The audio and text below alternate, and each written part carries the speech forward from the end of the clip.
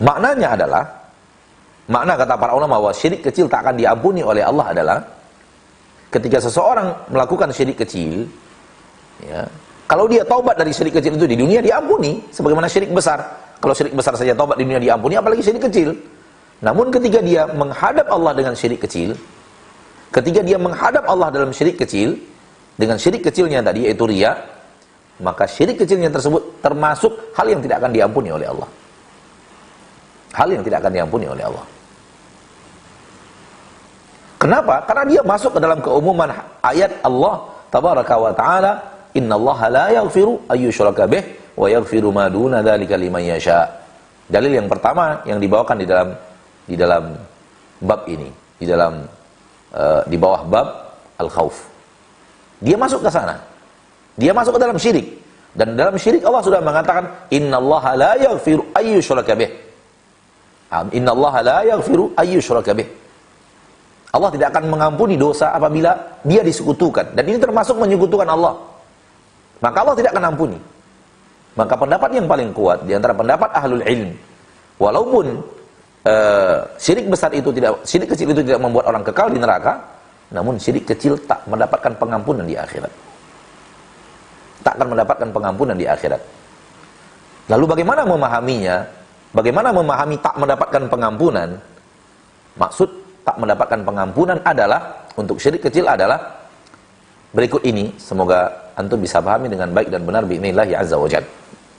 Apabila orang menghadap Allah dengan dosa membunuh yang dia belum bertaubat, apabila menghadap Allah dengan dosa durhaka yang dia belum bertaubat, apabila dia menghadap Allah dengan dosa berzina yang dia belum bertaubat, karena kalau dia taubat di dunia semuanya dihapuskan oleh Allah, maka masih ada kemungkinan dosanya tersebut diampuni oleh Allah di akhirat. Sehingga dosa daripada zina, dosa daripada membunuh, dosa daripada durhaka kepada orang tua, dosa daripada melakukan aksi maksiat lainnya seperti ghibah, namimah, ya, kemudian mencaci, memaki, atau korupsi, ya, atau yang lainnya, itu masih mungkin di akhirat diampuni oleh Allah. Masih ada kesempatan mendapatkan pengampunan dari Allah. Itulah Allah yang Maha Pengasih dan Penyayang. Sehingga ketika naik ke dalam timbangan, dia tidak lagi memberatkan timbangan. Dia tidak lagi memberatkan timbangan maksiat.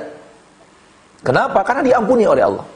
Walau di dunia dia tidak sempat minta ampun kepada Allah dari dosa membunuhnya, dari dosa berzinanya, dari dosa durhakanya, dari dosa ghibahnya, dari dosa namimahnya. Namun masih ada kesempatan mendapatkan pengampunan Allah kalau Allah berkehendak untuk orang-orang yang Allah pilih. Semoga kita dipilih oleh Allah Subhanahu wa taala. Amin ya rabbal alamin.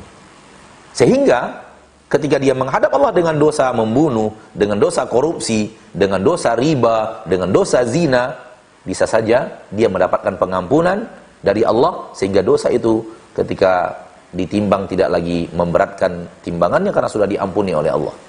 Namun yang namanya syirik tetap akan memberatkan timbangan kejahatan dan timbangan maksiat, tak akan mendapatkan pengampunan dari Allah.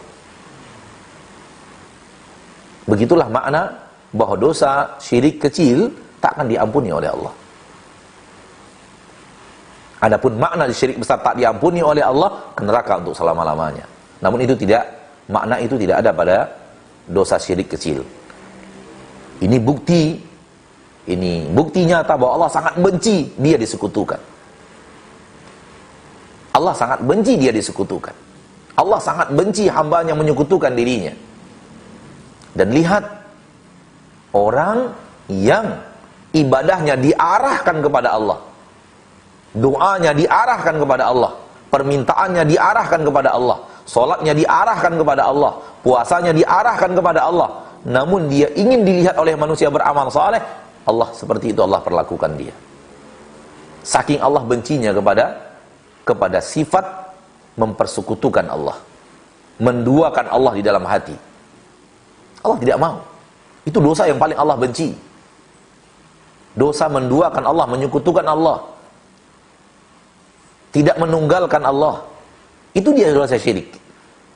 Itu dia dosa tidak bertauhid, tidak menunggalkan Allah di dalam hati kita. Sehingga Allah Taala tidak akan pernah mengampuni.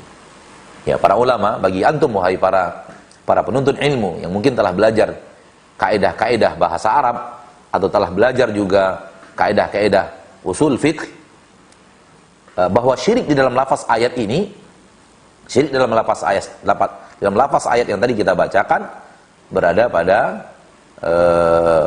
siyaqul umum, berada pada nakirah, yang mana dia kalimat syirik di dalam ayat yang didahului oleh an masdariyah akan berubah menjadi isim masdar. Isim masdar. Innallaha la yaghfiru ayyushraka bih. An masdariyah merubahnya menjadi syirkan. Ini khusus bagi antum yang belajar kaidah, ya. Sehingga nakirah di sini akan mencakup seluruh yang namanya syirik, baik syirik besar atau syirik kecil, tercakup dalam makna ayat. Oleh karena itu Nabi SAW mengatakan kepada para sahabat, dan beliau, mereka ini adalah manusia-manusia terbaik yang pernah menjejakkan kakinya di permukaan bumi setelah para nabi dan para rasul. Kepada mereka Nabi mengatakan, inna akhwafa ma akhafu alaikum, sesungguhnya yang paling aku takutkan kepada kalian asyirkal asghar, syirik kecil. Dan syirik kecil adalah dosa besar. Jangan dianggap kalimat kecil berarti kecil. Syiriknya syirik kecil, dosanya dosa besar. Ya, dosanya dosa besar. Namun dibanding syirik besar, dia dianggap kecil. Dan konsekuensi-konsekuensi buruk daripada dosa syirik besar tidak berlaku kepada syirik kecil. Namun syirik kecil hanya tadi tidak diampuni oleh Allah Taala dan tetap akan memberatkan timbangan kemaksiatan pada yaumil mahsyar. Begitu yang kita dapatkan daripada ulama ahli akidah berbicara di dalamnya. Dan kemudian berikutnya efek buruk daripada syirik kecil adalah amalan yang kita kerjakan pada saat itu tidak mendapatkan pahala apapun di sisi Allah. Amalan yang kita kerjakan pada saat kita sedang riya, amalannya tak ada pahala sedikit pun. Karena pahalanya habis dengan riya yang terjadi.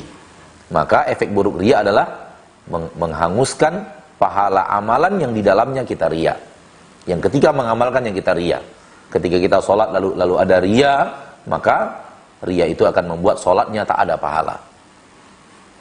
Kalau kita puasa lalu riya, maka puasanya tak ada pahala. Kalau kita sedekah sebesar apapun sedekah, kemudian riya, maka tak ada pahala. Kalau kita membangun masjid dan kemudian kita riya, tak ada pahala. Sebesar apapun amalan, kalau riya tidak ada pahala sama sekali. Tidak ada pahala terhadap amalan tersebut. Dan Nabi SAW telah mengatakan kepada kita di dalam hadis yang sahih dari Imam Muslim dari Abu Hurairah radhiyallahu taala anhu wa ardhah, bahwa 3 orang yang akan Allah cemplungkan pertama kali ke dalam neraka jahanam, orang-orang yang riya. 3 orang yang Allah cemplungkan pertama kali ke dalam neraka jahanam, yang Allah masukkan pertama kali kepada neraka jahanam adalah orang-orang yang riya. Lihat efek riya. Sehingga kita harus berhati-hati dengan riya.